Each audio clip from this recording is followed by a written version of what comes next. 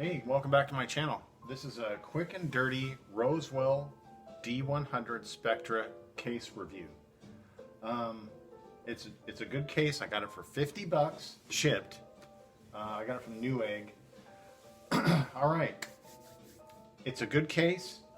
It comes with the 3 RGB fans in the back and 1 in the back, and all the fans are controlled via their proprietary controller, which is right here. I'll get back to the fans in a minute, but cable management is a snap. I've heard some people complain about it. Just by tinkering around, by putting the power supply in this, I can tell you that, yeah, you're probably going to have to put your cables in first into the power supply and then the power supply in. No big deal. Speaking of that, Jay's 2 cents talked about mounting this with the fan up. I don't have that option because my bay in there is mostly sealed, but I did toy with that idea. There are a few holes in there, and there's one for the GPU mount, for a vertical mount, but it just didn't work in this case, so I didn't do it. This was kind of a mess when I got the case, but you know, it was just packed in there for shipping. So cable management, not a problem. You know, I just did some taping of this fan right here. No sweat. As I said, the power supply bay, some people like it cut out to show off their power supply. I don't care about that. Like I said, the only thing I wanted was, you know, to have that bay in there open, but no big deal. Speaking of that, there's your drive bays down here. I've got an SSD mounted in there. I was just kind of playing around with it. That's cool. There's 2 of those. And you can also mount the SSDs on the side of the case, like 1 or 2 or 3 in there. I think there's a space for 2 of them. So I have 2. But I also have an M.2 drive, and that's going to go on the motherboard. So I may put them on here for show, just to block off that back area. I may even make a plate. If I don't put them there and I put them down the driveway, I'll make a plate to block that off. So some people complain about getting this glass panel off, but I don't have a problem. I just turn the case in the bottom, take out the screws, and lift it up. So not a problem there. You know, it just depends on your whatever. And I'm going against the vertical mount because it sits too close to the glass, and you don't get enough air. With it sitting this way, at least you get a pillow of air coming through it both ways. Okay, getting back to the fans. This is the caveat of the case. Now, as it stands, you run your RGB by these buttons right here, and that controls your different modes and stuff. But I found out that Rosewill also made another case called the Cullinan MX, where it uses basically the same controller, but it has an RF radio controlled module where you can just sit back and control it. So what I did was, I bought 2 extra fans for exhaust that are going to mount on the top, and then I got one of those for $21.99. You get 2 RGB fans and the remote and the controller. So I'm going to replace the controller in here because it's all proprietary. It had to be Rosewill.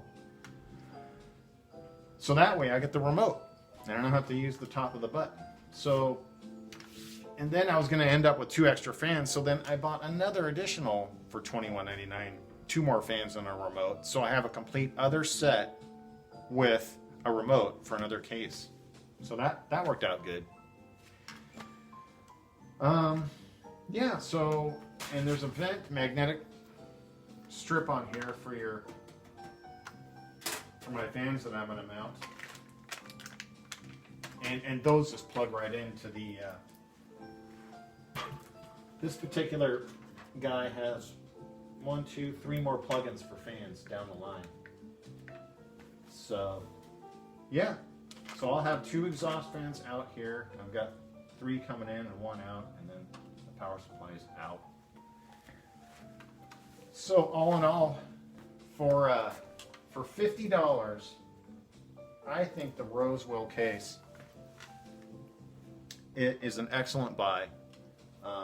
with, like I said, just a little more work on the fans. You know, they could have done a little more work, better work. They could have put an ARGB controller in here, and that would have made all the difference in the world controlling, you know, that kind of stuff. And I could have bought a motherboard that had ARGB on it, but I didn't.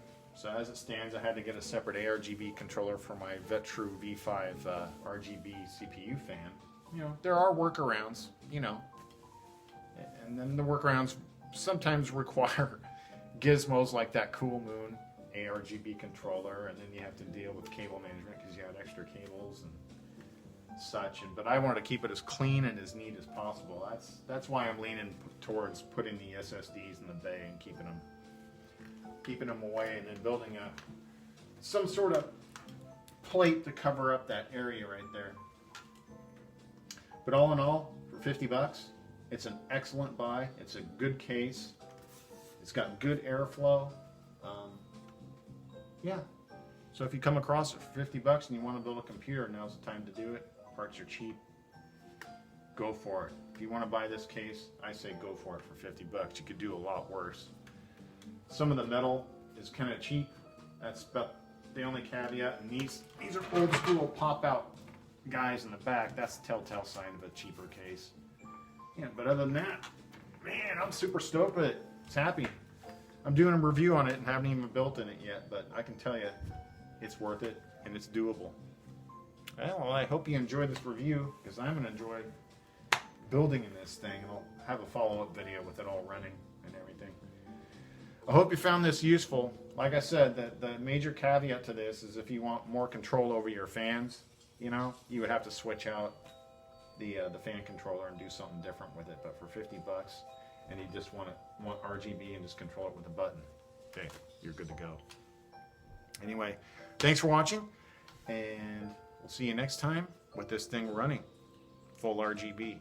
All right, take care, happy holidays, and see you guys next time. Bye-bye.